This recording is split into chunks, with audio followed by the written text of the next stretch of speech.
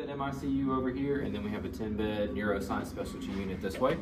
And we'll start over here and kind of round and let me know if you'll have any questions. But one thing I thought Greg would talk about, so obviously learning a lot during COVID, one of the things was, and I don't know if y'all remember, but in each room during COVID, we had to have things called HEPA filters, which filtered out the air just because of the respiratory disease process part of it. But we got really smart after COVID when we designed this. So what we can do is we can shut these doors, and you see we have an ante room that you can go in here that attaches to the unit. So we can shut these doors and make the entire unit simulate negative pressure without having the air filter system. So this unit up here on the 5th floor is specifically on its own separate air handling system. The air filters out instead of mixing with other air. So in the event we ever got into a COVID situation or any other respiratory problem, we would be able to utilize that, not only to protect staff, but family members, obviously not mixing, having to bring in other additional equipment, just some kind of forward-thinking things that we learned. Obviously, COVID is not the only respiratory bug that's out there, but in the event that we got into a different one, we would be able to do that. So this, as Kate was saying, is a 10-bed step-down unit or intermediate care. So the thing that's beneficial about these units is that all of these head walls, and this is what she was talking about with the capabilities for monitoring and such, can be converted to ICU beds. So obviously it has a lot more features than like a standard medical room would have. But as a step down unit and potential growth, where we go into neuro population, allows us to be able to do those things. But one of the really cool things that Kate was a big advocate for, as well as administration, was just the infrastructure essentially was designed to be as safe for the patients and the staff at the same time. So one of the really cool things that was able to be done is there's a lift in all 30 beds that's up here. So if you've ever worked in healthcare before, moving patients around, obviously lots of injuries can occur from that standpoint, but to more comfortably able to move patients, these lifts allow us to be able to do that. A couple other different things is the really nice monitoring that we have up here. We have the new Philips stuff that's in here. But the transport monitor specifically is a really big staff satisfier for them. So all of our primary pressure cables hook into those things.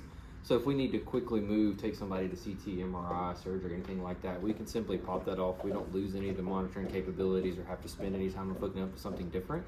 We're able to pop those off, take the patient where they need to go to be able to continue monitoring at the same time. Another thing that's up here too is obviously, cameras are everywhere these days, but security for the facility before the unit's up here. So multiple cameras in different locations outside. Staff can see, who's outside of the door at any given time. Our MICU's doors are shut all the time. You have to bash to get into where this is more of the open flow that you would see throughout the hospital.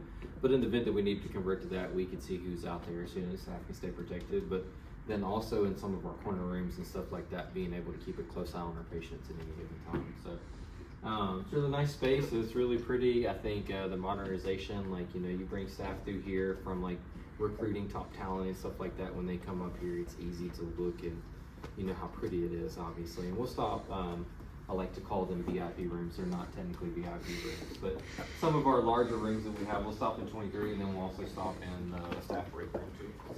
So this is obviously one of the corner rooms. It's much larger than some of them, but all of them up here are very spacious. I don't know, I like to joke to say it's bigger than all of the New York apartments you could probably combine to each other, but it allows us to get in here, and obviously with the stroke population and stuff like that, what we do in the very beginning for those patients impacts what they can do for the rest of their life. So having the ability to be able to work with therapy and rehab and everybody involved to get those patients up and moving back to their optimal level of health, having the space like this is obviously extremely beneficial to do what we need to do. So the staff break room, it makes me happy every time I walk in here. It's bright, it's airy, it feels good. It feels like when you come here you can actually take a break. But it just feels nice when you walk in. So